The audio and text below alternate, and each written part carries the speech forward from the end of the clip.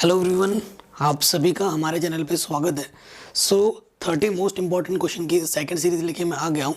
इससे पहले मैंने फर्स्ट सीरीज करा रखी है, लिंक्स में डाल दूंगा डिस्क्रिप्शन पे, आप जाके देख सकते हैं। और आपको पता है मैं आजकल डेली इंपॉर्टेंट क्वेश्चन की सीरीज आपको प्रोवाइड करा रहा हूँ, जो आपके एग्जाम का जो कॉन्फिडेंस है उसे बूस्ट करेगा। ठीक है, तो चलिए पहले क्वेश्चन पे आ जाते हैं बिना किसी टाइम वेस्ट के। पहला क्वेश्चन आपके स्क्रीन पे दिख रहा है और इस टाइप के क्वेश्चन जो बोर्ड में पूछे जाते हैं ना, उसी टाइप का पैटर्न ही मैंने बनाया है और उसी को लेके हम चल रहे हैं। ये क्वेश्चन हमसे क्या बोल रहा है, if x equal to 3 is one root of the quadratic equation. अगर x इक्वल टू 3 इस क्वाड्रेटिक इक्वेशन का एक रूट है, then find the value of k। तो यहाँ पे जो अननोन वेरिएबल k है उसकी वैल्यू हमें फाइंड करनी है। देखिए कैसे करेंगे, यहाँ पर गिवन पॉलिनोमियल करके लिखना है। ठीक है, मेरे पास जो गिवन पॉलिनोमियल px है वो हमारे पास क्या है, एक्स स्क्वायर माइनस के 2kx माइनस 6। देखो हमें जीरो क्या है, गिवन जो जीरो है, जीरोस यानी कि x इक्वल टू मेरे को क्या दे रखा है, 3 दे रखा है। यानी कि ये इसका एक रूट है। इसका रूट क्या होता है, जीरो का काम क्या होता है, x की जो वैल्यू होती है ना, अगर आप पॉलिनोमियल पे रखते हो तो उस पॉलिनोमियल को वो क्या बनाता है, जीरो बना देता है, तभी उसको जीरोस बोला जाता है। देयरफॉर यानी कि P3 आपको क्या देना चाहिए, जीरो देना चाहिए। यानी कि x के प्लेस पे आपको क्या रखना है, 3 रखना है। रखो 3। ये चीज आपको क्या देगी, जीरो। यहाँ से 9, यहाँ से 6 की और यहाँ से ये चीज 9 में से 6 घटाएंगे क्या जाएगा, 3 माइनस 6 की इक्वल टू 0, यानी कि 3 इक्वल टू 6 की k की वैल्यू आ जाएगी 3/6, यानी कि k की वैल्यू आ जाएगी आंसर 1/2। 3 1 3, 3 2 6। सिंपल 1 मार्क्स का क्वेश्चन है। तो उसी टाइप से हमने डिजाइन किया, पहले 1 मार्क्स, फिर 2 मार्क्स, 3 मार्क्स, फिर 4 मार्क्स। आराम से हो गया। नेक्स्ट क्वेश्चन पे आ जाते हैं। ठीक है, क्वेश्चन क्या बोल रहा है, what is the HCF of smallest prime number and the smallest composite number. देखिए हम इनसे इन दोनों का क्या पूछ रहा है, HCF पूछ रहा है। सिंस स्मॉलेस्ट प्राइम नंबर क्या होता है, सबसे छोटा प्राइम नंबर वो होता है 2। ठीक है, फिर हमसे बोल रहा है स्मॉलेस्ट कंपोजिट नंबर वो कितना होता है, 4। हमें इन दोनों का क्या निकालना है, HCF निकालना है, HCF ऑफ 2 and 4। ठीक है, ये हमें फाइंड करना है। सिंस 2 का प्राइम फैक्टराइजेशन 2 ही होता है एंड 4 का प्राइम फैक्टराइजेशन 2 की पावर 2 होता है। लीस्ट पावर ली जाती है। HCF क्या हो जाएगा, 2 की पावर 1 दैट इज 2। ठीक है, HCF में क्या होता है, वो चीज लेनी है जो दोनों में है और उसकी लीस्ट पावर ली जाती है, छोटी पावर ली जाती है। तो इन दोनों में सबसे छोटी पावर क्या है, 2 की पावर 1, वही आ जाएगा। ठीक, नेक्स्ट क्वेश्चन में आ जाते हैं। क्वेश्चन क्या बोल रहा है, find the distance of point P from the origin. हमें डिस्टेंस निकालनी है। एक पॉइंट हमारा ओरिजिन है, ओरिजिन के कोऑर्डिनेट 0,0 होते हैं 2D में। ठीक है, क्लास 10 पे आपका 2D है, क्लास 11 से आपका 3D स्टार्ट हो जाएगा, 3 डायमेंशनल ज्योमेट्री पढ़ोगे। यहाँ पे तो 2D पढ़ रहे, एक्स और वाई कोऑर्डिनेट है। क्लास 11 में आपको XYZ कोऑर्डिनेट इंक्लूड हो जाएगा उसमें, तो हम वहाँ से वैसे पढ़ेंगे। इनकी डिस्टेंस निकालनी है, हमें OP फाइंड करना है। ठीक है, OP फॉर्मूला क्या होता है, x2 माइनस x1 का whole square, y2 minus y1 का होल स्क्वायर। इस फॉर्मूले को हम ऐसे भी लिख सकते हैं, इस पे कोई फर्क नहीं पड़ता। x1 माइनस x2 का स्क्वायर, y1 माइनस y2 का स्क्वायर, ऐसे भी लिख सकते हो। दोनों फॉर्मूले से सही है। ये मतलब ये मत सोचना अगर आपने ये याद किया है तो ये गलत है, नहीं, दोनों सही है, आप किसी का भी यूज़ कर सकते हो। देखो इसको मैं बोलता हूँ x2, ये y2, ये x1, ये y1। ठीक है, तो फॉर्मूला क्या हो जाएगा,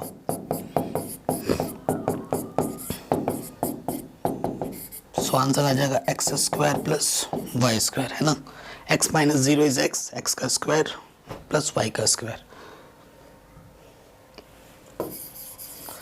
नेक्स्ट क्वेश्चन कह रहे हैं if NIP if the common difference d equal to -4। तो देखो हमें क्या गिवन है, हमें d दे रखा है -4।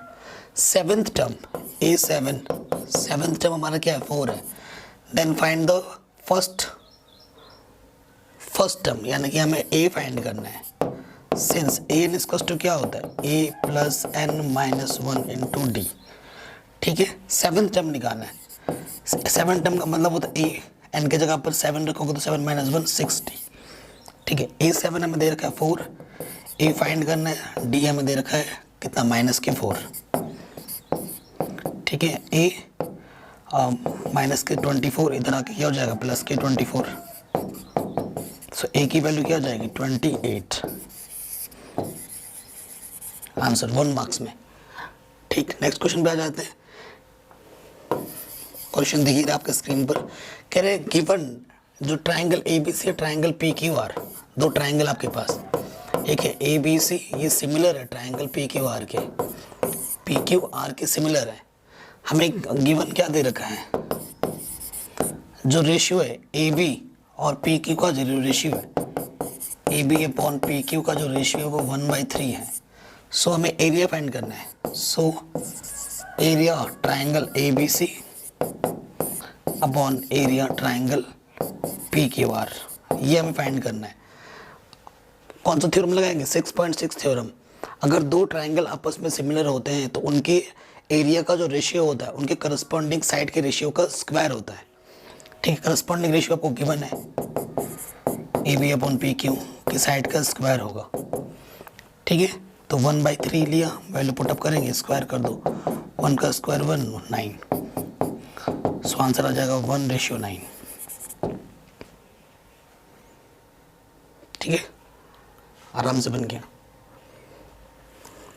नेक्स्ट क्वेश्चन कह रहे हैं गिवन दैट √2 इज इरेशनल। हमें पहले ही बोल रखा है कि √2 इरेशनल है। हमें यह प्रूव करना है कि 5 + 3 √2 भी एक इरेशनल नंबर होगा। लेट उल्टा मान लेते हैं, आपको पता है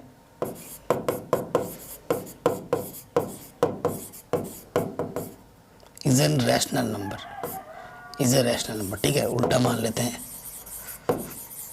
अगर रैशनल नंबर है ये चीज, so this can be written as P upon Q। इसे हम P अपॉन Q की फॉर्म में लिख सकते हैं। रैशनल नंबर बोला आपने, जहाँ पर Q की वैल्यू क्या नहीं होगी, 0 नहीं होगी। P और Q आपके क्या होंगे, इंटीजर होंगे, और साथ ही साथ P और Q का अगर HCF निकालोगे तो 1 आना चाहिए। ये भी आप मेंशन कर सकते हो। इस क्वेश्चन का लॉजिक क्या होता है कि रूट को एक तरफ रखो, बाकी दुनियादारी को दूसरी तरफ। ये प्लस का इधर के क्या होगा माइनस का, ये 3 इधर मल्टीप्लाई में, इधर के क्या हो जाएगा डिवाइड में।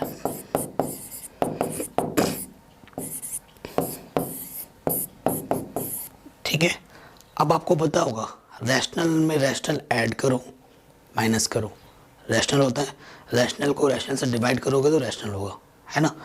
सो यहाँ से देखिए P upon Q minus 5, rational को रैशनल से हम डिवाइड करें तो रैशनल ही रहेगा। और हम जानते हैं क्वेश्चन में ही गिवन है √2 क्या है, इरेशनल। इरेशनल और रैशनल कभी आपस में इक्वल हो सकते हैं क्या, नहीं। इस तरफ इरेशनल आ रहा है, उस तरफ रैशनल आ रहा है, तो आप क्या लिखोगे, since P upon Q minus 5/3 is a rational number, but given that √2 is an irrational number, hence from first we get, तो फ्रॉम फर्स्ट से क्या होगा कि ये जो चीज़ इक्वल है वो हो ही नहीं सकती इक्वल कभी आपस में, क्योंकि रैशनल और इरेशनल आपस में कभी बराबर हो ही नहीं सकते। ठीक है, फिर आगे क्या लिखोगे, hence our assumption is wrong, hence our assumption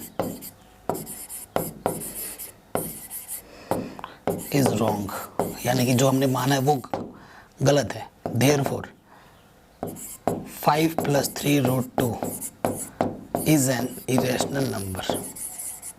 आपको इस टाइप के क्वेश्चन में यही लैंग्वेज फॉलो करना है हर बार। Answer hence proved, simple. और ये क्वेश्चन बहुत इंपॉर्टेंट है, हर बार आता है। ये भी बन गया आराम से। नेक्स्ट, आपकी स्क्रीन पे क्वेश्चन दिख रहा है। क्वेश्चन में क्या बोला आपसे, इन फिगर, ये जो फिगर है आपके पास बोला है कि जो ABCD है एक रेक्टेंगल है, find the values of x and y। Rectangle है तो आमने सामने की लेंथ क्या होगी, इक्वल होगी, since ABCD is a rectangle। Board में इसी लेवल के क्वेश्चन ही पूछे जाते हैं, आपसे बहुत ज़्यादा टफ क्वेश्चन कभी नहीं पूछता board. Simple simple medium range, थोड़ा बहुत दिमाग लगाना पड़े ऐसे क्वेश्चन ही बोर्ड पूछते हैं।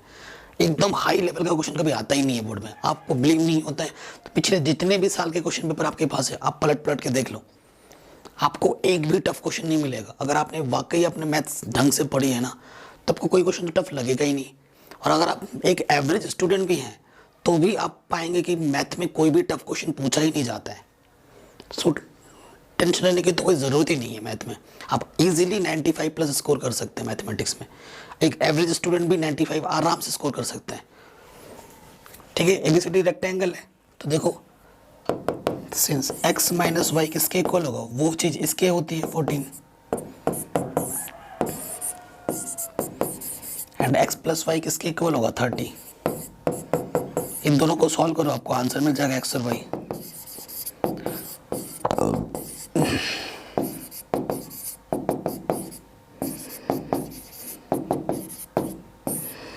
ऐड करेंगे कटा 2x इक्वल्स टू 44 तो x की वैल्यू कितनी आ गई 22।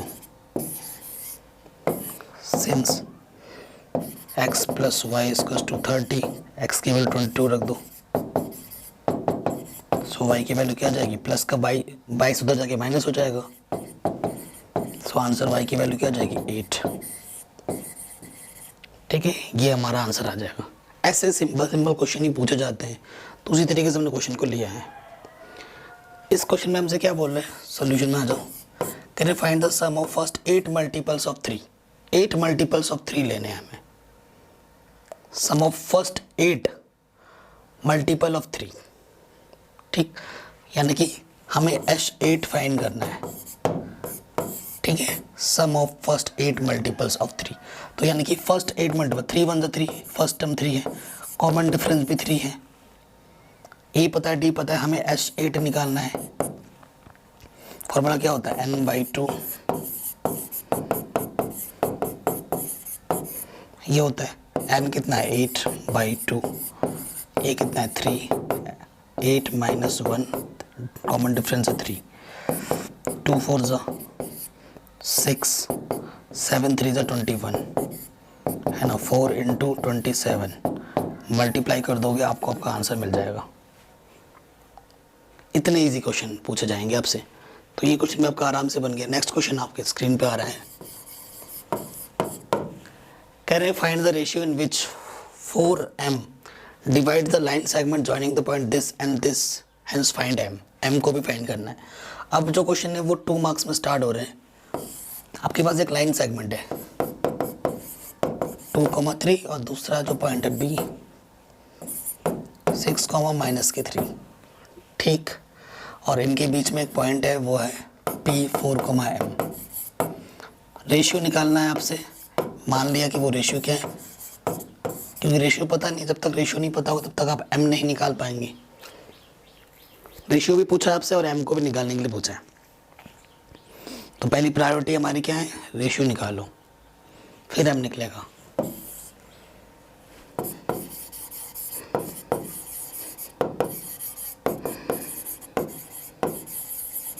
बाइसेक्शन फार्मूला देखो, न्यूमेरिकल वैल्यू किसकी पता है, एक्स कोऑर्डिनेट की।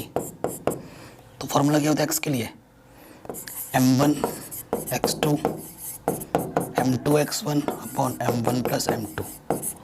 x कितना है हमारे पास 4, m1 कितना है मेरे पास पता नहीं, और मेरे पास x2 कितना है, ये देखो, ये मेरा x1 है, ये मेरा y1 है, ये मेरा x2 है और ये मेरा y2 है। ठीक है, सो देखिए x2 कितना है 6, x1 कितना है 2 अपॉन में m1 प्लस m2, क्योंकि ये पता ही नहीं है अभी हमें। क्रॉस मल्टीप्लाई करेंगे तो यहाँ से 4m1 प्लस 4m2, यहाँ से 6m1 प्लस के 2m2। ठीक है, 4m2 इधर आके माइनस हो जाएगा 2m2, क्योंकि m1 को एक तरफ रखो और m2 को एक दूसरी तरफ। तो यहाँ से आ जाएगा 2m2, इधर से आ जाएगा 2m1। ठीक है, 2 से 2 कैंसिल, सो यहाँ पे कुछ नहीं तो मल्टीप्लाई में आप 1 लिख सकते हो, ठीक है, 1 इंटू M2 1 इंटू M1, ठीक है। सो M1 अपॉन M2 आ जाएगा 1:1, तो M1 मेरा 1 है, M2 भी मेरा 1 है, ठीक है। सिंस जो M1 रेशियो M2 है वो मेरा क्या है 1:1, ठीक है। M1 मेरा 1 है, M2 मेरा 1 है, तो अब M निकालना है, यानी कि Y कोऑर्डिनेट निकालना है। सिंस Y का फॉर्मूला क्या होता है M1 Y2 M2 Y1 M1 plus M2। Y क्या है मेरे पास M कोऑर्डिनेट, Y के प्लेस पे M दे रखा है। M1 मेरा 1 है, Y2 मेरा -3, M2 मेरा 1 है, Y1 मेरा 3, ठीक है। फिर M1 प्लस M2, सो 3 -3/2, सो ये आ जाएगा 0 M की वैल्यू, ठीक है। इस तरीके से करना है, आराम से हो गया।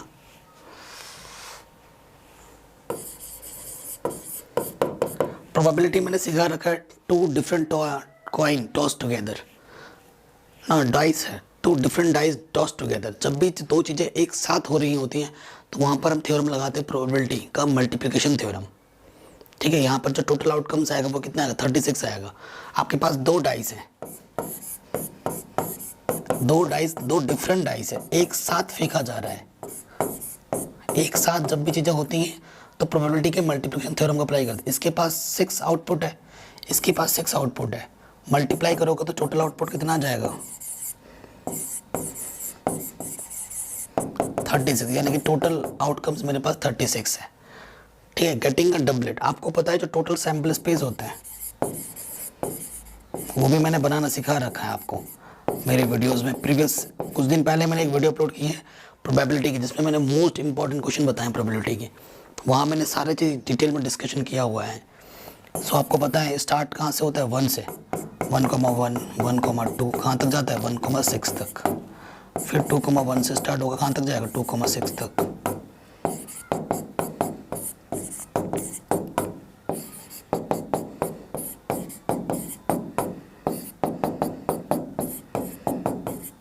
ठीक है, तो और 6,1 से स्टार्ट होकर 6,6 पे ख़त्म हो जाता है। एक लाइन में 6 है तो आपकी टोटल 6 लाइनें होती है, तो 36 आउटपुट आपको मिलते हैं इस तरीके से। अब पहले वाले क्वेश्चन में आ जाओ, जिस चीज़ के लिए आपसे प्रोबेबिलिटी पूछेगा वो आपके लिए फेवरेबल आउटकम हो जाते हैं, है ना। सो पहले वाले पर गेटिंग ऑफ अ डबलेट, अगर आपको डबलेट बोला जाए तो पहले तो डबलेट कौन कौन से होंगे वो लिखना पड़ेगा आपको। 1,1 आएगा, 2,2 मिलेगा इसमें आपको, 3,3 4,4 डायरेक्ट नहीं लिख देना है कि 6/36। कौन से फेवरेबल आउटकम होंगे वो बताने भी हैं आपको, डायरेक्ट मत करना, फिर 0 नंबर मिल जाएगा आपको।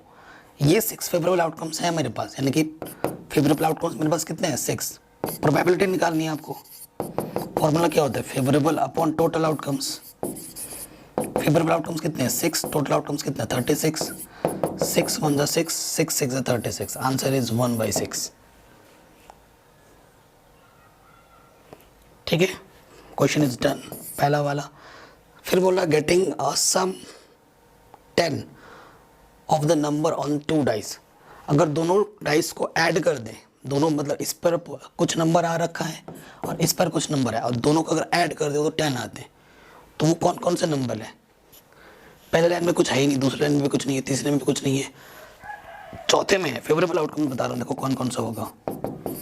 4,6 होगा, 4,6, फिर 5,5 होगा, जिनको ऐड करोगे तो 10 आएगा, फिर 6,4 होगा। ये 3 ही है फेवरेबल आउटकम्स, जिनको ऐड करने पे 10 आएगा।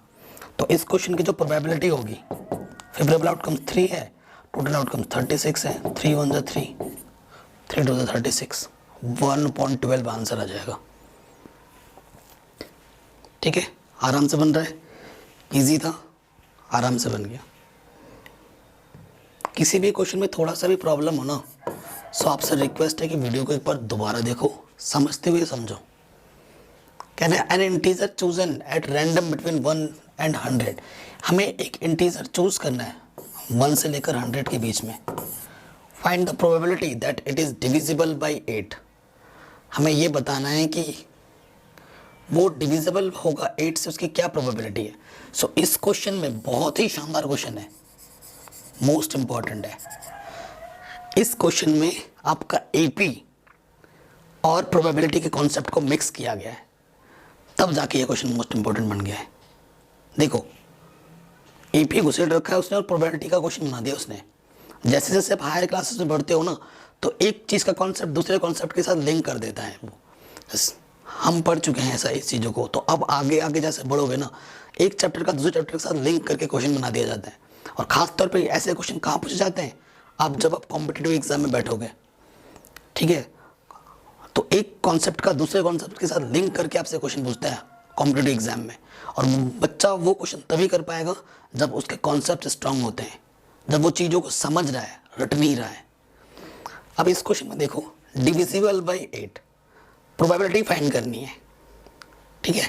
N integer is chosen at random between 1 and 100, ठीक, और हमें प्रोबेबिलिटी फाइंड करनी है। Find the probability that it is divisible by 8, ठीक है। 1 और 100 के बीच में चूज करना है, बिटवीन बोला है, क्या बोला है, बिटवीन बोला है, ठीक है। सो देखो डिविजिबल बाई 8, कितने नंबर होंगे पहले तो वो तो पता कर लो, फेवरेबल आउटकम्स कितना होगा वो तो पता ही नहीं है मेरे को, डिविजिबल बाई 8। सो ये एपी बनाएगा, एक पहला टर्म 8 होगा, दूसरा टर्म 16 होगा, ठीक है, ऐसे ऐसे चलता जाएगा। लास्ट टर्म मेरा 96 हो जाएगा, लास्ट टर्म मेरा कितना होगा, 96 हो जाएगा, जो कि 8 से कटेगा, 8 हाँ 96 होगा। सो देखो ए एन इसको तो क्या होता है, a plus n minus 1 into d होता है।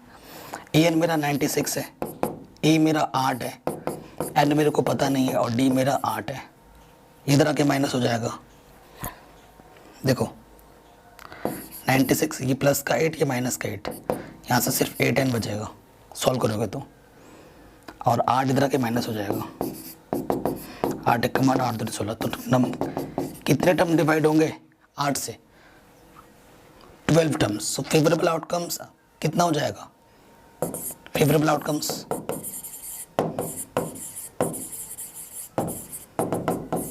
12, ठीक किया ना मैंने, हाँ फेवरेबल आउटकम्स मेरे पास 12 हो गए। फेवरेबल आउटकम्स तो मेरे पास 12 आ गए पहले वाले के लिए, लेकिन टोटल आउटकम्स कितना है आप बताओ, टोटल आउटकम्स कितना होगा, ये सोचने वाली बात है।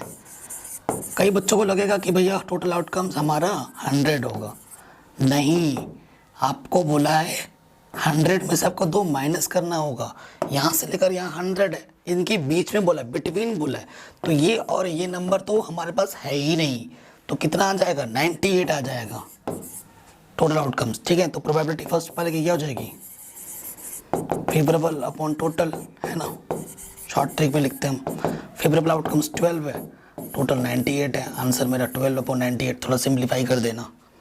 सेकंड वाले में आ जाओ, कह रहा है नॉट डिविजिबल बाई 8। आपको पता है किसी चीज़ की प्रोबेबिलिटी अगर नहीं के लिए निकालना है तो हम क्या करते हैं, उसकी प्रोबेबिलिटी निकाल कर 1 में से माइनस कर देते हैं, ठीक है। तो probability not divisible by 8, answer क्या होगा 1 माइनस P8, मतलब प्रोबेबिलिटी 8 की, तो ये 12 माइनस 98 माइनस कर दो, सॉल्व करेंगे 98 माइनस 12 अपॉन 98, आंसर आ जाएगा 676 अपॉन 98, ठीक है। इसको सॉल्व कर लेना, आपको आंसर मिल जाएगा। क्लियर, ये क्वेश्चन भी हो गया आपका आराम से। ऐसे क्वेश्चन पूछ जाते हैं और सारे क्वेश्चन बोर्ड के करस्पॉन्डिंग बहुत इंपॉर्टेंट है। ये वीडियोस, ये जो क्वेश्चंस हैं, आप स्टैंडर्ड मैथमेटिक्स में हो, आप बेसिक मैथमेटिक्स में हो, आपके लिए इम्पॉर्टेंट है, दोनों बच्चे देख सकते हैं। इस तरीके के क्वेश्चन मैंने बनाए।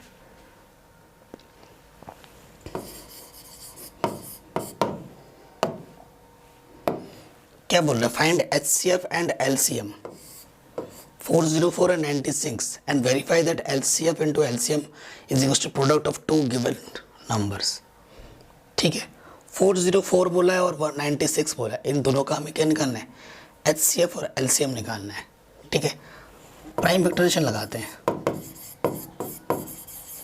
ठीक है। प्राइम फैक्टर 404 किससे डिवाइड होगा, 2 से, 2 2 0, 2 2 0, 2 1 2 1 जा। अब ये किससे डिवाइड होगा, 101, 101 क्या सा नंबर है? 7 से डिवाइड होगा, 7 कम 7 नहीं, 7 से नहीं होगा, ये तो ऐसे ही रहा। ठीक है, 101 कम 101 प्राइम नंबर बन गया है ना। फिर इधर आ जाओ, दूसरा नंबर क्या था मेरे पास? 96। 2 चौके 8, 2 अट्ठे 16, 2 दूनी 2 चौके,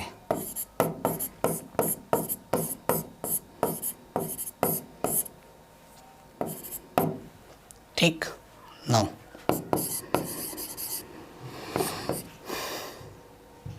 देखो 404 को हम लिख सकते हैं कैसे? 2 की पावर 2, 2 दो बार था, इंटू 101।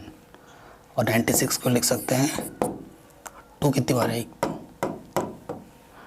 2 की पावर 5 इंटू 3।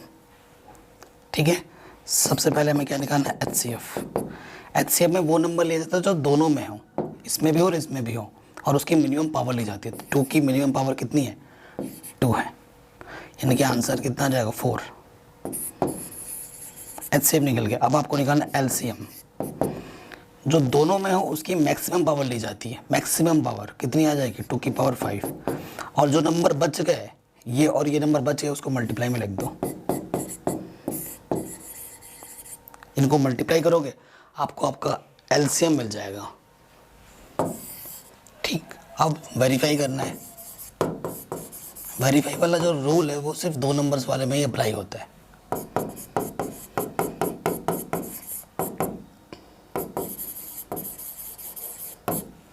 HCF कितना है मेरे पास? 4। LCM कितना है? 2 की पावर 5 इंटू 3 इंटू 101।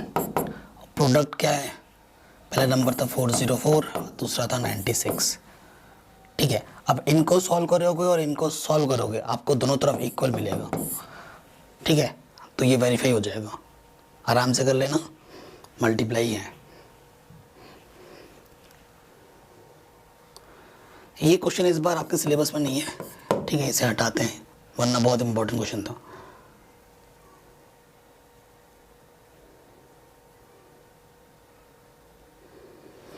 हाँ, ये क्वेश्चन है, मस्त क्वेश्चन है। कह रहे if ABCD are vertices of a parallelogram ABCD। आपके पास दे रखे हैं, एक पैरेललोग्राम दे रखा है। ठीक है, ये A है, ये B है, ये C, ये D है, ये C है। इसका कोऑर्डिनेट ये है, इसका कोऑर्डिनेट ये है, इसका कोऑर्डिनेट ये है, और इसका कोऑर्डिनेट ये है। आपको A और B जो अननोन वेरिएबल है, ये और ये फाइंड करने हैं, उसी के साथ साथ इनके लेंथ भी फाइंड करनी है। A और B पता चल जाएगा तो आप डिस्टेंस बिटवीन 2 पॉइंट्स का फॉर्मूला लगाओ और सारे साइड्स निकाल दो। मैं आपको A भी निकाल देता हूँ, साइड्स तो आप आराम से निकाल लेंगे ना, डिस्टेंस बिटवीन 2 पॉइंट्स का फॉर्मूला लगाकर। सिंस ये क्या है हमारे पास, ये मेरा पैरेललोग्राम है ना। पैरेललोग्राम की एक खास प्रॉपर्टी होती है। खास प्रॉपर्टी क्या होती है कि इसका जो इंटरसेक्टिंग ये वाला जो पॉइंट है ना, ये वाला जो पॉइंट होता है, ये पॉइंट क्या होता है? ये मिड पॉइंट होता है। ये वाला पॉइंट जो मिड पॉइंट होता है, AC का जो मिड पॉइंट है और जो BD का जो मिड पॉइंट है वो सेम है, वो सेम मिड पॉइंट को प्रेजेंट करता है। ठीक है, सो इस क्वेश्चन को मैं पहले भी करा चुका हूँ, अगर आपको ध्यान में आ रहा होगा। जो 7वें चैप्टर मैंने पिक किया था मोस्ट इंपॉर्टेंट क्वेश्चन में, इस क्वेश्चन को भी मैंने इंक्लूड किया था वहाँ पर। ठीक है, तो देखिए, सिंस मिड, इसको मैं नाम देता हूँ O, mid point of AC is equal to क्या है? Mid point of BD। ठीक है, mid point of AC, formula क्या होता है मिड पॉइंट का? मिड पॉइंट का फॉर्मूला होता है x कोऑर्डिनेट के लिए x1 plus x2 divided by 2, और y के लिए होता है y1 plus y2 divided by 2। ठीक है, AC ये x1 y1 x2 y2।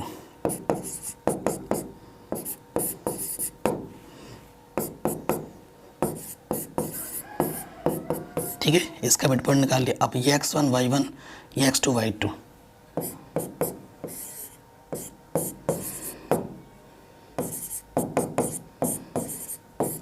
ठीक, इसको सॉल्व करते हैं। 4 में से 2 गया 2 1,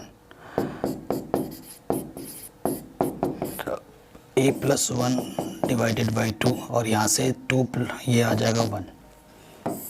ठीक है, इसका एक्स कोऑर्डिनेट इसके एक्स कोऑर्डिनेट का इक्वल होगा, since 1 equal to a plus 1 divided by 2, simplify करोगे सो a की वैल्यू क्या आ जाएगी 1। a की वैल्यू हमारी कितनी आ गई 1 आ गई। इसका y कोऑर्डिनेट इसके इक्वल होगा, अगेन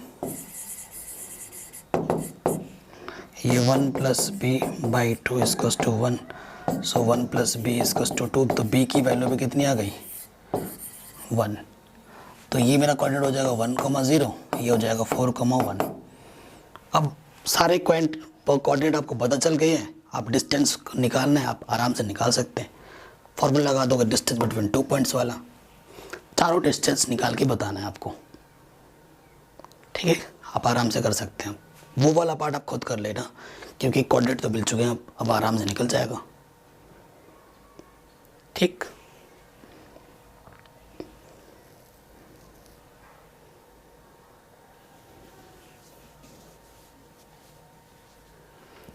ये क्वेश्चन भी आपके सिलेबस पे इस बार 2021 में नहीं है। अब आते हैं नेक्स्ट क्वेश्चन में। Can you prove that the area of an equilateral triangle described on a one side of the square is equal to half the area of the equilateral triangle described one on its diagonal। so ये जो question में है ये आपके NCERT का problem है। ठीक है, ये आपके NCERT का प्रॉब्लम है। एक्सरसाइज 6.4 का क्वेश्चन है, 6.4 का शायद 5वां या 4था क्वेश्चन है ये। ठीक है, ये क्वेश्चन आपसे क्या बोल रहा है, कह रहे हैं prove that the area of an equilateral triangle, एक इक्विलेटरल ट्राइंगल लेना है। ये मेरा एक इक्विलेटरल ट्राइंगल, तीनों साइड इसके इक्वल होते हैं। ठीक है, equilateral triangle describe one side of the squares is, अच्छा एक स्क्वायर के एक साइड पे बना हुआ है, स्क्वायर के एक साइड पे बना हुआ है, ये एक स्क्वायर है, is equal to half the area of the equilateral triangle described on one side of its diagonal। oh shit, ऐसा फिगर है। क्वेश्चन को हमने पूरा पढ़ा नहीं है। देखो ये फिगर नहीं है, फिगर कैसे बनेगा देख लीजिए। डायगोनल पे बना हुआ है ना, तो फिगर ऐसा बनेगा। तो पहले स्क्वायर बनाना है। ठीक है, ये स्क्वायर है, ये स्क्वायर का डायगोनल है। ठीक है, इस डायगोनल पे बना हुआ है, डायगोनल के करस्पॉन्डिंग क्या बना, इक्विलेटरल ट्रायंगल बना हुआ है। ठीक, तो आपको बताना है कि जो इसका एरिया होगा वो इसके हाफ के इक्वल होगा। ओके, सो देखिए हम क्या करते हैं, लेट साइड ऑफ स्क्वायर, ठीक है, इस साइड को हम क्या बोल लेते हैं, ए बोल लेते हैं। तो डायगोनल क्या हो जाएगा, फॉर्मूला होता है जो भी साइड होता है उसका √2 टाइम्स, यानी कि ये क्या हो जाएगा a√2।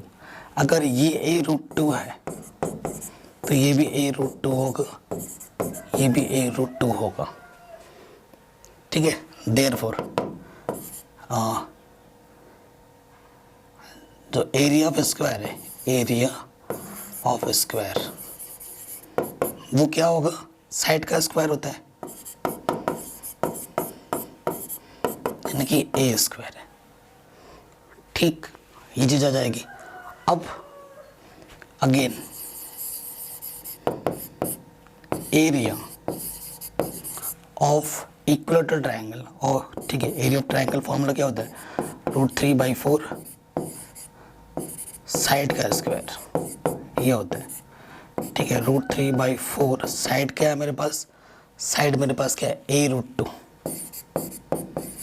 स्क्वायर। सो देखिए यहाँ से आ जाएगा √3/4 और a का स्क्वायर a स्क्वायर √2 का इंटू 2 2 जा, सो ये आ जाएगा √3/2 a square. Equation number first, equation number second ये बोलते। अब क्वेश्चन नंबर पढ़ लो। Can it prove that the area of an equilateral triangle describe one side of the square is equal to half the area of the equilateral triangle described on the one side of its diagonal. अच्छा, इसमें अभी हमें क्या करना है कि और एक इक्विलेटरल ट्रायंगल जो इसका डायगोनल पे बनता है और एक इक्विलेटरल ट्रायंगल इसका साइड पे बनता है, ये बोला है। ठीक है, ये मेरा ए है तो ये भी ए होगा। इनके एरियाज की बात करनी थी। ओके, सो इस वाले एरिया को निकालते हैं। तो यहाँ पे लिखना पड़ेगा अलोंग, है ना, अलोंग। ये किसके निकाला हमने? Along diagonal. ठीक है, अब area of triangle along side of square, ऐसे करके लिखना पड़ेगा ना। सो ये इसका फॉर्मूला क्या होता था? √3/4 साइड का स्क्वायर यानी कि ए स्क्वायर। इसे आप इक्वेशन ए बोलो एंड इसको सॉल्व नहीं कर सका, इसे आप इक्वेशन यहाँ तक इसको सॉल्व मत करना, है ना। इसको इक्वेशन नंबर बी बोलो और फिर डिवाइड करो तो आपको मिल जाएगा।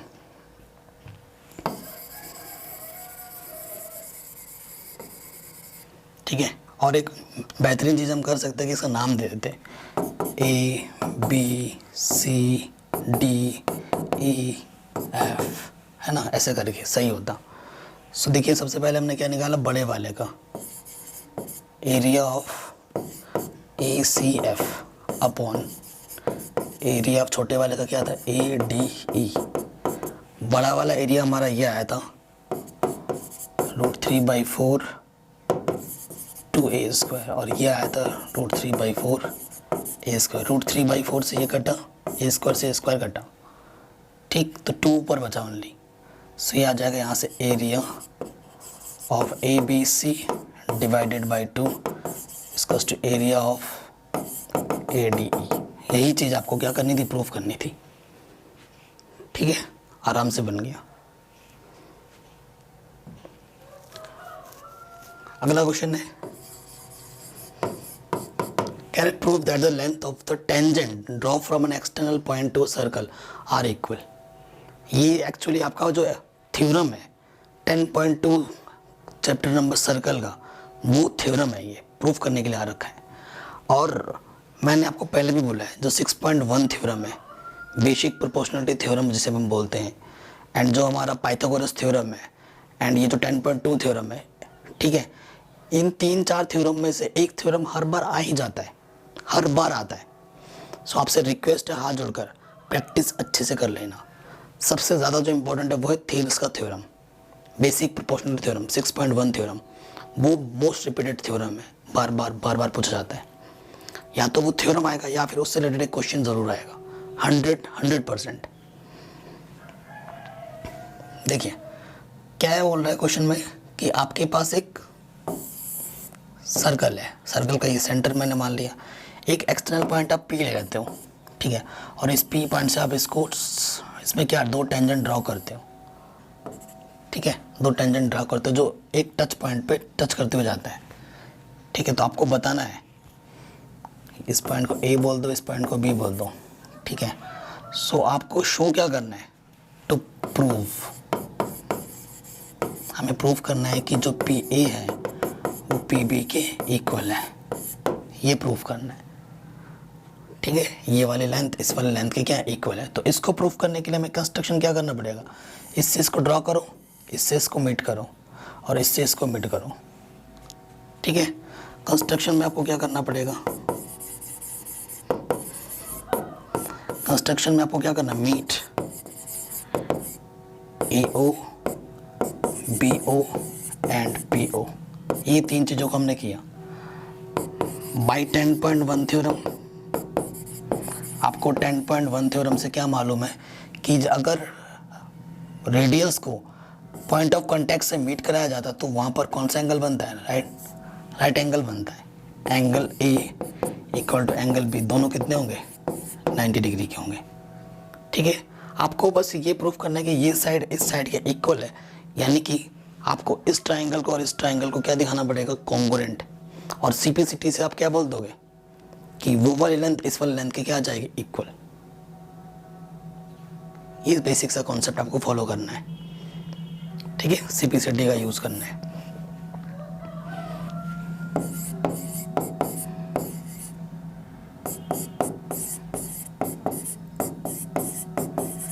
ये दो ट्रायंगल हमने ले लिए। इन दो ट्रायंगल में देखो ये PA, सॉरी इन दो ट्रायंगलों में ये जो PO है, इस ट्रायंगल में भी PO आएगा और उस ट्रायंगल में भी PO आएगा। ये क्या है, कॉमन साइड। फिर देखो जो एंगल दोनों में इक्वल है वो है A, दोनों ही एंगल, ये A और ये B, दोनों ही एंगल इक्वल है क्योंकि दोनों ही 90 के हैं। और साथ ही साथ AO इज इक्वल टू है BO क्योंकि दोनों ही रेडियस हैं और रेडियस आपस में इक्वल होती हैं बाई RHS प्रॉपर्टी। वैसे तो SAS प्रॉपर्टी लगा रहे हैं हम, लेकिन जब भी एंगल 90 डिग्री का आ जाता है तो हमें वहाँ लिखना पड़ता है RHS property. So by RHS ये जो दोनों ट्रायंगल है PAO कॉन्ग्रुएंट हो जाएंगे ट्रायंगल POB के, ठीक है। सो बाई CPCT जो करस्पॉन्डिंग साइड्स आपस में क्या हो जाएंगी, इक्वल। यही हमें प्रूव करना था, हेंस प्रूव्ड। अगर दो ट्रायंगल आप कॉन्ग्रुएंट दिखा देते हो तो उसके कॉरस्पॉन्डिंग एंगल भी इक्वल होते हैं और कॉरस्पॉन्डिंग साइड्स भी इक्वल होते हैं। कॉन्ग्रुएंट का क्या मतलब है, दोनों चीज़, मतलब ये पेन है, इसी पेन को मैं फिर से वहीं रख दे रहा हूँ तो सेम चीज़ है, ठीक है। इसका भी जो निप होगा वही उसका भी होगा, है ना।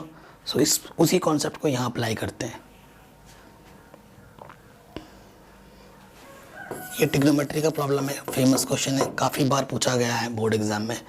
कह रहे हैं अगर 4 tan थीटा की वैल्यू 3 है तो इसकी वैल्यू क्या होगी आपको बताना है, ठीक है। सिंस 4 tan थीटा हमारे पास 3 है, सो tan थीटा की वैल्यू मेरे पास कितनी है, 3/4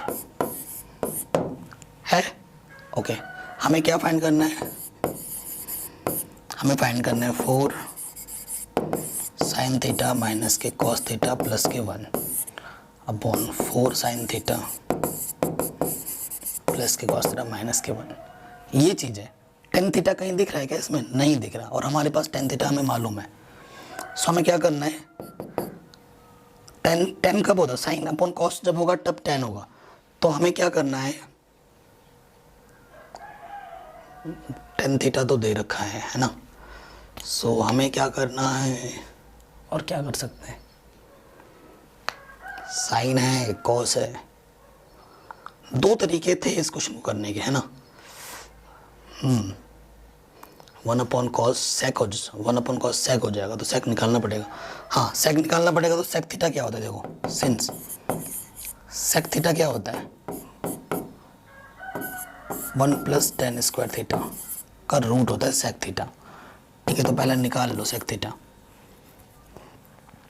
देखिए 1 tan थीटा मेरे पास क्या है, 3/4 स्क्वायर, ठीक है। इसी के अंदर सॉल्व हो जाएगा तो यहाँ से आ जाएगा 1 + ये नहीं है, ठीक है, 1 + 9/16। सो ये हो जाएगा 16 + 9/16 यानी कि 25/16 यानी कि आ जाएगा 5/4, ठीक है। sec थीटा की वैल्यू क्या आ जाएगी, 5/4, ठीक है। जहाँ ज़रूरत पड़े यूज़ कर लेंगे। अब हमें क्या करना है, ऊपर और नीचे दोनों टर्म में cos थीटा से डिवाइड करना है। आप ऐसे लिख दोगे, multiplying and divide by cos theta and numerator and denominator. तो ये देखो ऐसे हो जाएगा 4 sin थीटा, अच्छा cos थीटा से करना है, cos थीटा से, ठीक है। cos theta upon cos theta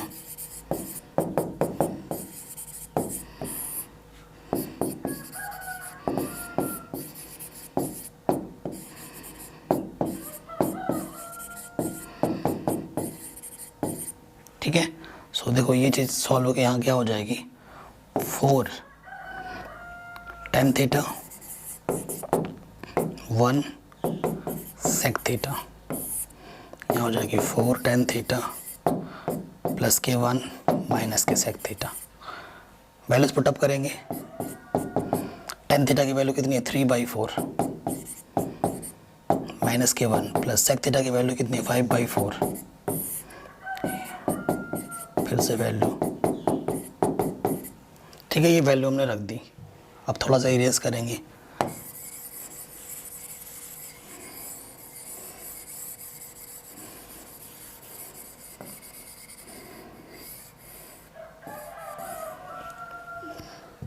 अब देखिए सॉल्व करेंगे तो क्या हो जाएगा, यहाँ से 4 से 4 कैंसिल, 3 माइनस के 1 प्लस 5/4, यहाँ से आ जाएगा 3 प्लस के 1 माइनस के 5/4, 3 में से 1 गया, यहाँ से आ जाएगा 2 प्लस 5/4, यहाँ से आ जाएगा 4 माइनस 5/4।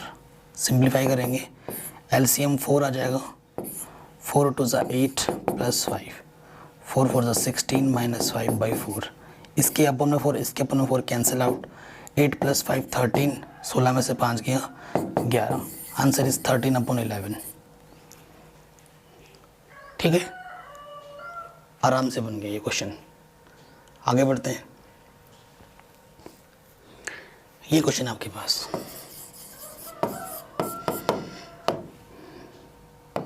कह रहे हैं find the area of the shaded region.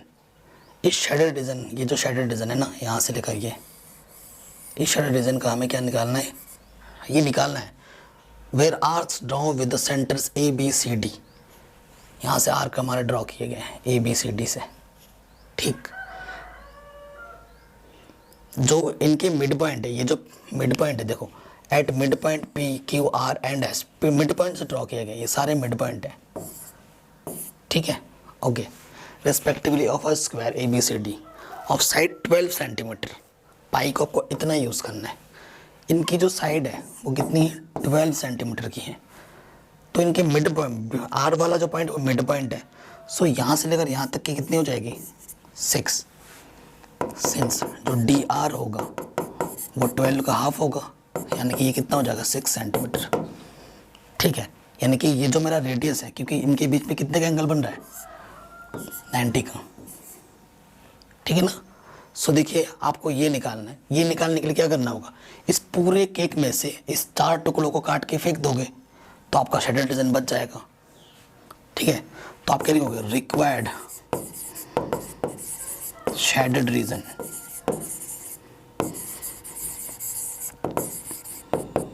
ठीक है, रिक्वायर्ड शेडेड रीजन क्या हो जाएगा, एरिया ऑफ स्क्वायर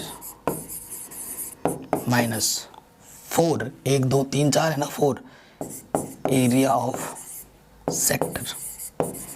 सेक्टर किसे बोला जाता है, जो चीज़ रेडियस के अलोंग निकाली जाती है उसे सेक्टर बोलेंगे, और जो कोड के अलोंग निकाली उसे सेगमेंट बोला जाता है। तो ये रेडियस हमारा कितना है, 6 है। एक्चुअली ये जो 6 है मेरा वो क्या है, रेडियस है, और थीटा मेरे को कितना गिवन है, इनडायरेक्टली मेरे को थीटा 90 दे रखा है। फॉर्मूला लगाओ, साइड का स्क्वायर, और साइड मेरे पास कितना है, साइड मेरे पास 12 है। ठीक है, 4, फॉर्मूला क्या होता है, theta by 360 into pi r square. ठीक, साइड कितना है, 12 का स्क्वायर, 4 थीटा है 90 बाई 360, पाई रखना है 3.14, रेडियस मेरा कितना है 6 का स्क्वायर, 9 चौके 36। ठीक है, 12 का स्क्वायर 144, 4 से इस 4 से ये 4 कैंसिल, तो ये 4 हट गया, सो ये आ जाएगा 3.14 इंटू 6 का स्क्वायर 36। अब 144 में से इसको मल्टीप्लाई करना, जो आएगा उसको माइनस कर देना, आपका रिक्वायर्ड आंसर आ जाएगा सेंटीमीटर स्क्वायर में।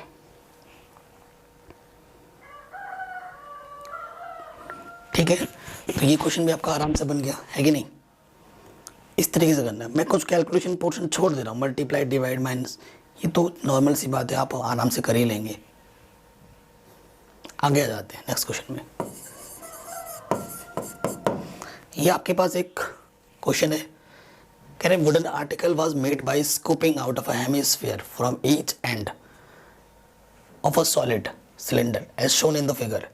If the height of the cylinder is 10 centimetre, height जो है सिलेंडर की वो है 10 centimetre, and its base of radius 3.5। इसका जो बेस है, इसका जो बेस है हमारे पास वो कितना है, वो है 3.5 सेंटीमीटर का रेडियस। ठीक है, find the total surface area of the article. इस आर्टिकल का टोटल सरफेस एरिया हमें बताना है। ओके, काफ़ी शानदार है। सो देखो, 2 हेमिस्फीयर काटे गए हैं यहाँ से, इधर से और इधर से 2 हेमिस्फीयर काटे गए हैं। काटने के बाद जो आपके पास आर्टिकल बचेगा ना, वो किस शेप में बचेगा वो देख लेते हैं।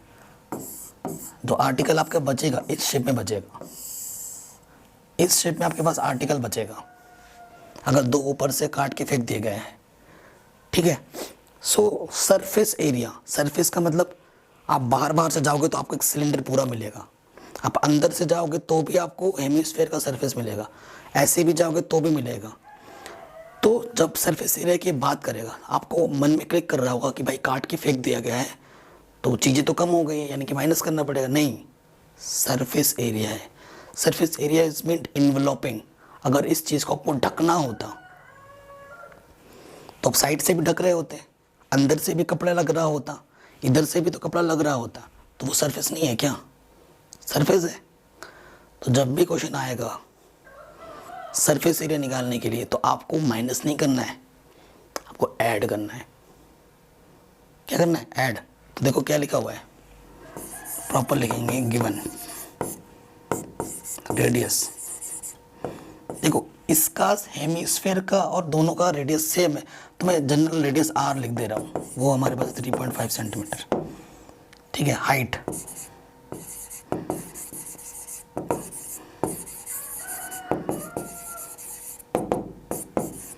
हाइट कितना देगा? 10 सेंटीमीटर, ठीक। ये चीज़ दे रखी है। अब हमें इसको सॉल्व करना है।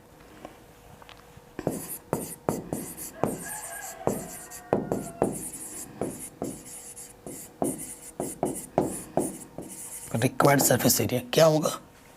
हाँ, surface area of cylinder,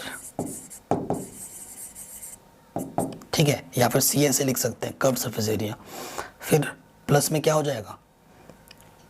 2 curved surface area of hemisphere, ठीक है, ये चीज़ आ जाएगी।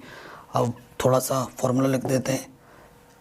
सरफेस एरिया सिलेंडर का क्या होता है? 2πRH, और इसका हो जाएगा twice surface area of hemisphere, वो क्या होता है? 2πr²। ये हो जाएगा 2πRH + 4πr²। तो अब देखिए क्या होगा, यहाँ से आगे सॉल्व कर लेते हैं, क्योंकि यहाँ तो जगह बची नहीं है। ये चीज़ हम यहाँ पे लाके सॉल्व कर रहे हैं तो थोड़ा इरेज करना पड़ेगा हमें, जगह ही नहीं बच रही है ना। सो यहाँ से इरेज करते हैं। देखिए अब इसको सॉल्व करते हैं। 2πRH, तो कुछ कॉमन भी आपको दिख रहा होगा, 2πr कॉमन है, यहाँ से बचेगा h और यहाँ से बचेगा r। 2 पाई का मान 22/7, r का मान 3.5, h का मान 10 और r का मान 3.5, 7 पंजे 0.5, 2 गुणा 22 पंजे 110.0, एक प्लस के बाद यहाँ से आ जाएगा 13.5, सो आ जाएगा 11 दूनी 22 गुणा 13.5। इन दोनों की मल्टीप्लाई कर दोगे आपको आपका आंसर सेंटीमीटर स्क्वायर में मिल जाएगा। इतना सिंपल क्वेश्चन था और काफ़ी इम्पोर्टेंट था, आराम से हमने कर लिया। अगले क्वेश्चन में आ जाते हैं। The table below shown in the salaries of 280 persons. Actually table बनाना भूल गए हैं यहाँ पर, जिसको मैं वो काम दे रखा हूँ, बहुत मिस्टेक करते हैं वो। मीडियन निकालने के लिए क्वेश्चन दे रखा था ये, ठीक है। मीडियन निकालने के यहाँ पर मैंने क्वेश्चन दिया था जो उन्होंने रखा नहीं है।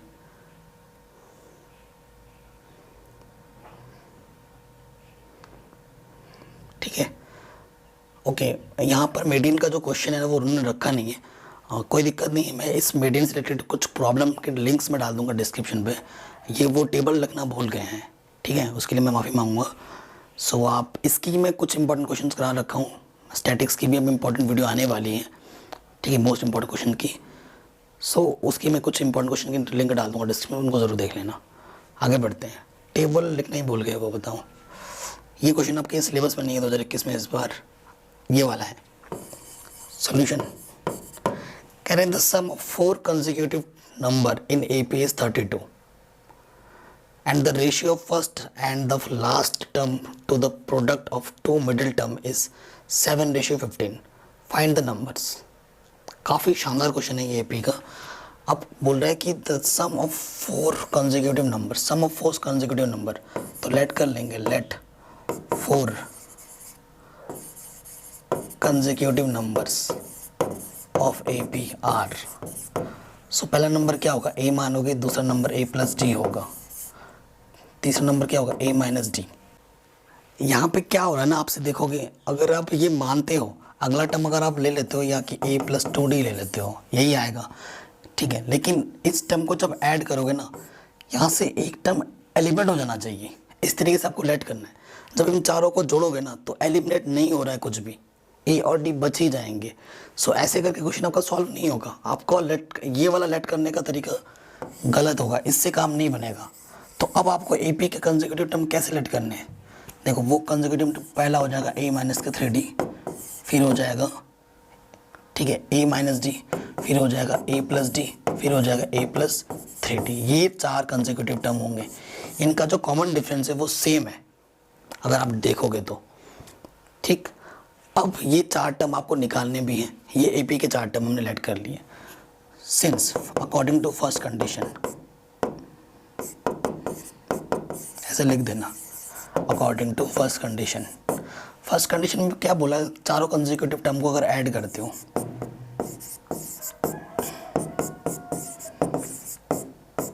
ये मुर्गे ने मेरा दिमाग की दही कर रखा है, पता नहीं दिन रात 24 घंटे भौंकता रहता है, पड़ोसी का मुर्गा है। इन चारों टर्म को ऐड करोगे तो कितना आ जाएगा, 32 आ जाएगा।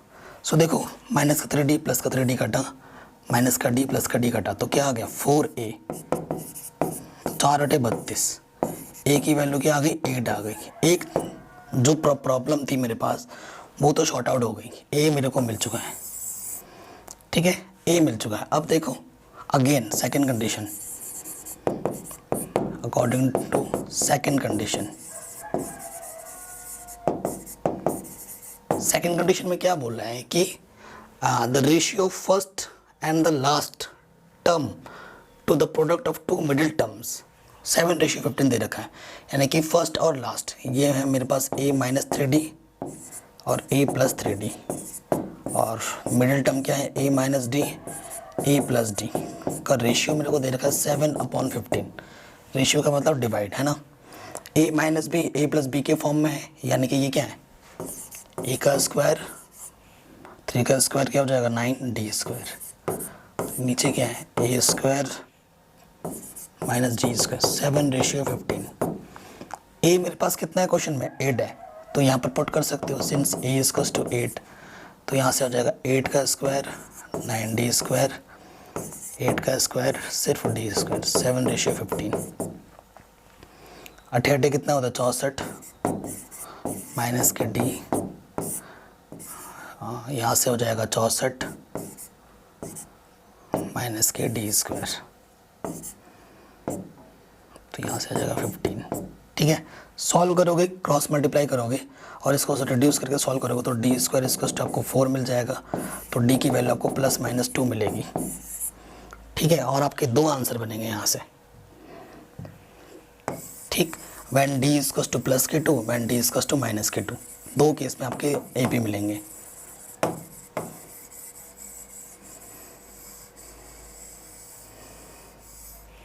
ठीक, तो हम करते हैं solution. When d equals to plus k 2 and a equals to 8, so A P क्या हो जाएगा, मैं डायरेक्ट कर रहा हूँ, 8 माइनस 3 दूनी 6, 8 माइनस के 2, 8 प्लस के 2, 8 3 दूनी 6, है ना। तो 8 में से 6 गया, 2 यहाँ से आ जाएगा 6, यहाँ से आ जाएगा 10, यहाँ से आ जाएगा 8 3 दूनी 4 14। देख रहे हो इनके बीच पे 4 का डिफरेंस है। ये के पी है। Case two when d equals to minus k 2 and a equals to 8, so ये हो जाएगा 8 माइनस 2, फिर आ जाएगा 8, डी कितना है माइनस के 2, अच्छा ये 3 भी है मल्टीप्लाई में, ठीक है। फिर यहाँ से आ जाएगा 8 प्लस माइनस 2 और फिर आ जाएगा 8 3 माइनस के 2, तो यहाँ से देखो माइनस माइनस प्लस 3 दूनी 6, 8 और 6 14, बट पीछे से आ जाएगा 8 4, ये हमारा आईपी आ जाएगा। तो दोनों ही सीरीज़ में देखो ये ऐसा चल रहा है और ये ऐसा आ रहा है, ये डिफरेंस होगा बस। ठीक है, ये क्वेश्चन भी हमारा आराम से बन गया। आगे आते हैं। इस क्वेश्चन को मैं जानबूझ के सॉल्व नहीं कर रहा हूँ, ठीक है। और ये क्वेश्चन आपको मैंने पहले ही बोला था, ये क्वेश्चन काफ़ी बार बोर्ड एग्जाम में पूछा आता है। और ये क्वेश्चन एक्सरसाइज 6.5 क्लास 10 मैथमेटिक्स का क्वेश्चन है और क्वेश्चन नंबर ये आई थिंक 15 है, ठीक है। और मैं हर बार बोलता हूँ कि ये क्वेश्चन काफ़ी इंपॉर्टेंट है, बड़े मार्क्स से पूछा जाता है इसको। ये है और इसके साथ और एक एग्जाम्पल भी है। इसको मैंने करा रखा है कई बार, स्पेसिफिक अलग से ही करवा रहा है, एक्सरसाइज में भी करवाया है, तो इसकी को मैं नहीं कराऊंगा। आप चाहते हैं आप मेरे उस वीडियो को देखें और जिसकी मैं लिंक्स दे दूंगा डिस्क्रिप्शन पे, या फिर आप ऐसे सर्च कर सकते हैं। आपको अगर कोई भी वीडियो देखनी है, मैंने सारा पढ़ा रखा है, क्लास 10th, ठीक है, मैथमेटिक्स ऐसे करके लिखना, क्लास 10th एक्सरसाइज 6.5, या फिर आपको जो भी एक्सरसाइज देखनी है बाय मैथमेटिक्स एनालिसिस, ठीक है। आपको वीडियो टॉप पे मिलेगी। वैसे तो मेरी वीडियो रैंक करती है, अगर आपको बाय द वे नहीं मिल रहा है, ऐसे सर्च करोगे तो आपको हर एक वीडियो मिलेगी मेरी, और वो आपको टॉप पे मिल जाएगी और आप वहाँ से जाके इस क्वेश्चन को आराम से देख सकते हैं। इस क्वेश्चन को हम 3 से 4 तरीक़ों से हम कर सकते हैं और वो मैंने सब बता रखा है ईजी वे में, सबसे आसान तरीके से, ठीक है। जाके ज़रूर देखिएगा, हो सके तो मैं इसकी भी लिंक्स डाल दूँगा डिस्क्रिप्शन पर, इसको ज़रूर कर लेना खुद से, ठीक है। और आप कमेंट में ज़रूर बताना कि ये क्वेश्चन आपको आया या नहीं आया। अगला क्वेश्चन, ये एनसीईआरटी का प्रॉब्लम है, काफ़ी इंपॉर्टेंट है, ठीक है। एक्सरसाइज 8.4 के जो 10 पार्ट्स है उसमें से एक क्वेश्चन हर बार आता है। ये क्वेश्चन शायद 8वां नंबर है, 5वें पार्ट का 8वां नंबर, ठीक। सो देखिए ये क्वेश्चन है, हमें लेफ्ट हैंड साइड लेके राइट हैंड आना है, तो ऐसे लिखेंगे टेकिंग लेफ्ट हैंड साइड, ठीक है। लेफ्ट हैंड साइड ले लेंगे, लेफ्ट हैंड साइड से क्या कॉमन है, मेरा साइन है, तो यहाँ से 1 बचा, ऊपर से क्या आ गया, साइन स्क्वायर ए, यहाँ क्यूब था, ठीक है, क्यूब है यहाँ पर, ये बचेगा। यहाँ से क्या कॉमन है, एटलीस्ट कॉस ए कॉमन है, सो यहाँ से बचेगा 2 cos स्क्वायर ए माइनस के 1। अब देखो साइन अपॉन कॉस क्या होता है, 10। यही चीज़ आपको लानी है, यानी कि ये जो चीज़ बच रही है ये आपको एलिमिनेट करना है, ये आपको क्या करना है, एलिमिनेट करना है। सो जब इस चीज़ को एलिमिनेट करना है ना, तो देखो यहाँ साइन है, यहाँ कॉस है, दोनों को नहीं बदलना है, किसी एक को बदलना है, ऊपर या नीचे में से किसी एक को बदल लो। सो नीचे वाले में बदलते हैं। देखो कॉस थीटा को हम लिख सकते हैं, कॉस स्क्वायर ए को लिख सकते हैं, क्या लिख सकते हैं, 1 माइनस साइन स्क्वायर ए, आइडेंटिटी है, लगा दिया हमने। ऊपर हमने कुछ नहीं किया, ऊपर हमने वैसा का वैसे रखा, नीचे बदल रहे हैं हम, ठीक है। तो नीचे हम बदल रहे हैं, कॉस स्क्वायर की जगह पर क्या आ जाएगा, 1 माइनस साइन स्क्वायर है, और ये ऑटोमेटिकली 1 है। ऊपर तो देखो मेरा 10 यहाँ आ चुका है, इसे कुछ करना ही नहीं है। सो देखो 2 से अंदर मल्टीप्लाई करेंगे, 2 1 कम 2 में से 1 घटाएंगे तो 1 आ जाएगा, और 2 साइन स्क्वायर है। ऊपर नीचे सेम आ गया, कैंसिल, आ गया 10 है। यही तो प्रूफ करना था, यही तो मैं प्रूफ करना था इजीली। क्वेश्चन का लॉजिक क्या होता है, अगर आइडेंटिटी लग रही है तो आइडेंटिटी लगाओ, अगर आइडेंटिटी नहीं लग रही तो फंक्शन को साइन कॉस में बदलो। तो ये फंक्शन पहले से ही साइन कॉस में दे रखा था, ठीक है। जो चीज़ निकालनी है उस पर भी हमें नज़र बनाए रखनी है कि हमें 10 लाना है। साइन ऊपर से बाहर है, नीचे से कॉस बाहर, साइन अपन कॉस 10 होता है। जो चीज़ें बच रही हैं उसको हमें एलिमिनेट करना है, तभी 10 इकलौता बचा रहेगा। सो उसी कॉन्सेप्ट का यूज़ किया, आराम से आ गया।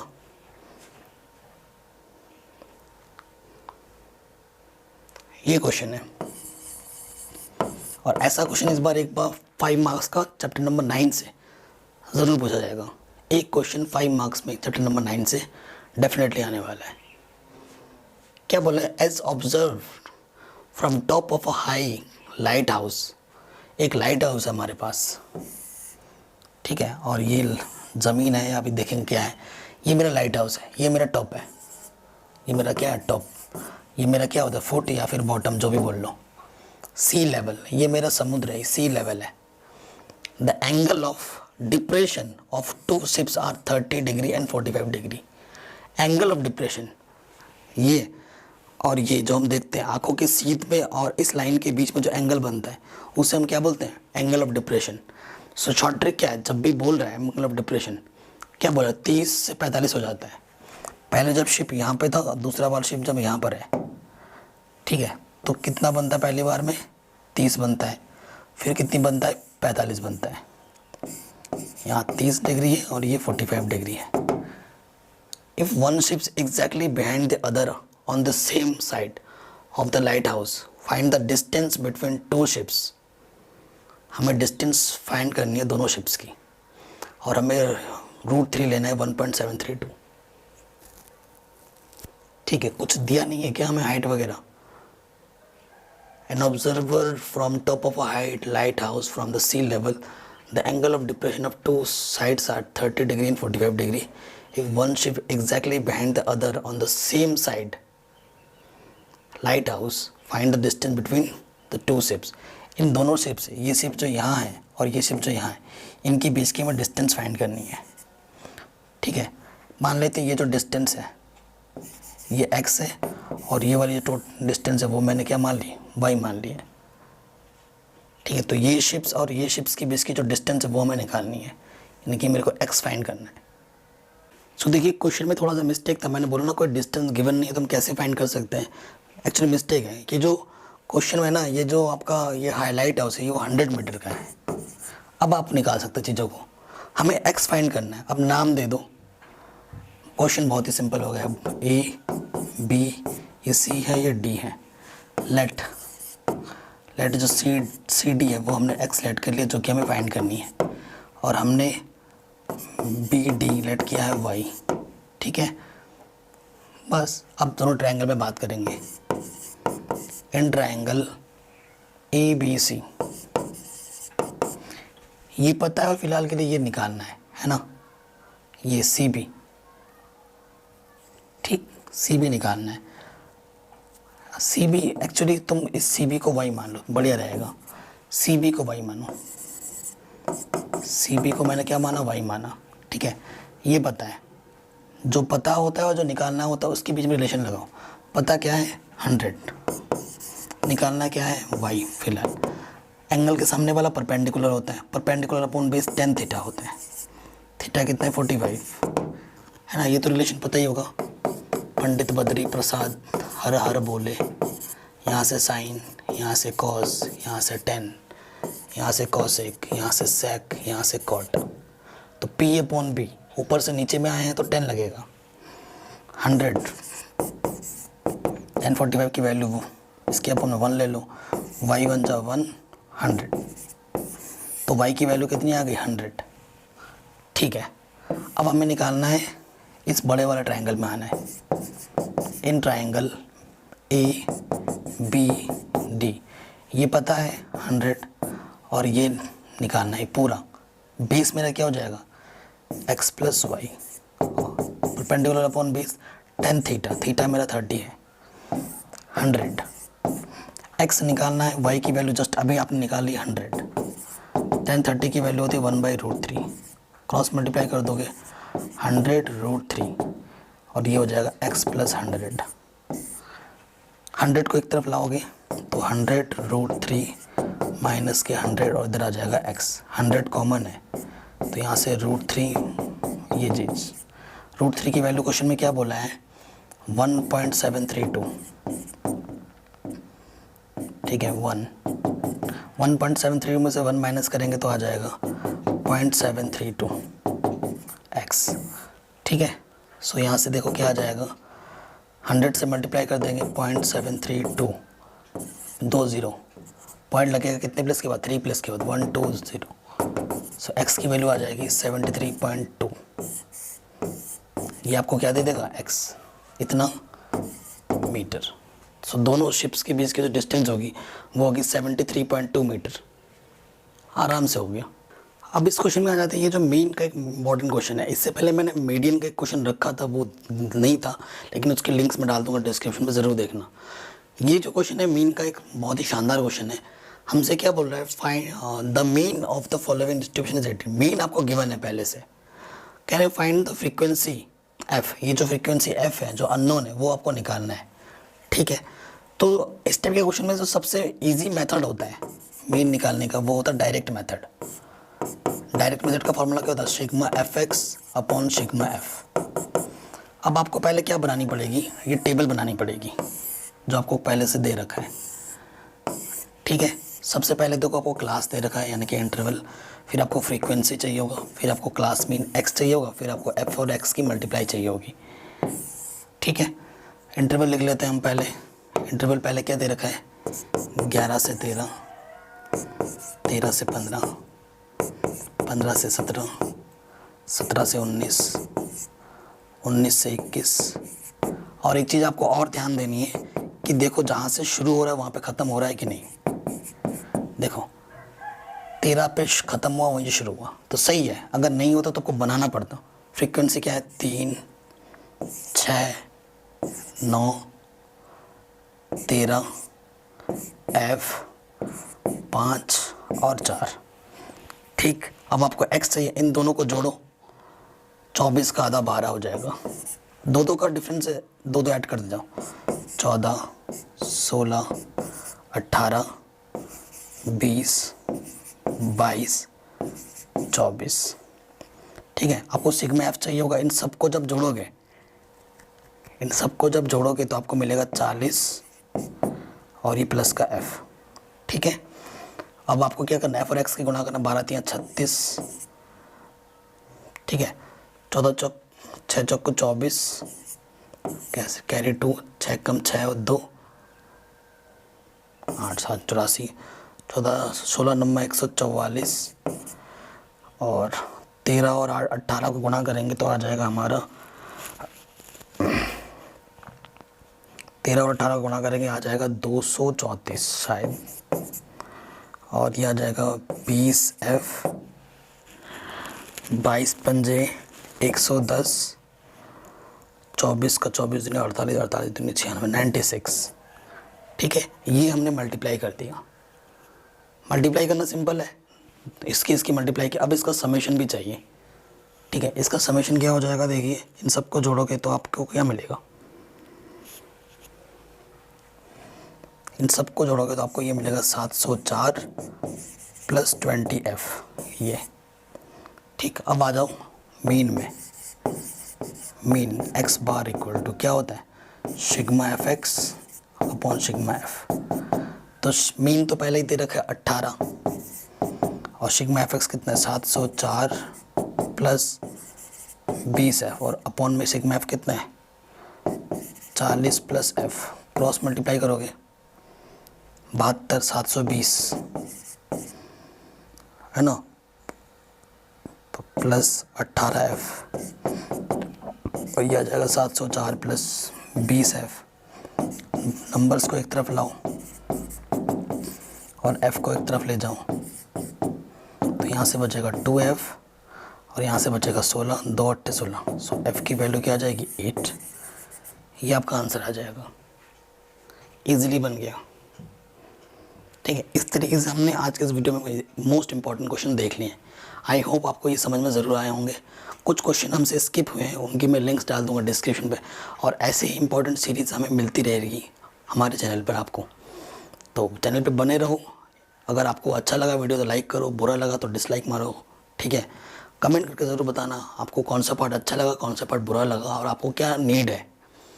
एंड वीडियो को हर जगह शेयर ज़रूर करना। मिलते हैं आपसे नेक्स्ट वीडियो में। जय हिंद।